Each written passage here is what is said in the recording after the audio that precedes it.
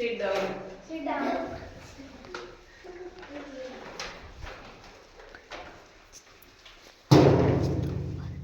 आज अपन चित्रों के बारे में पढ़ेंगे। ठीक है, आपको चित्र पहचानना है। ये क्या है? एप्पल।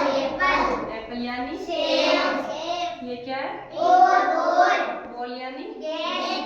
ये क्या है? कैट यानी बिल्ली। ये क्या है?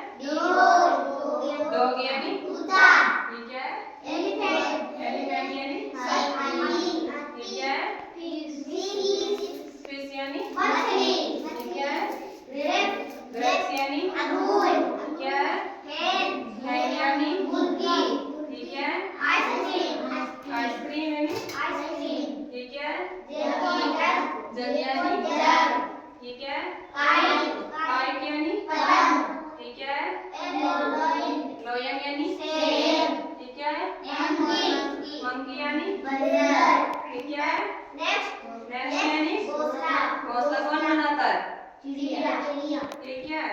ऑरेंज यानी संतरा किसको अच्छा लगता है? मुझे ये क्या है? पीकॉक यानी मोर।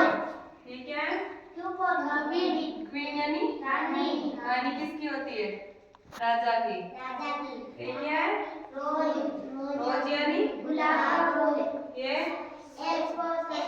स्वान यानी हंस। ये क्या है? टेलीफोन यानी ये क्या है? अम्ब्रेला यानी ये V for van, ये W for watch means X for Y for yak यानी now, Z for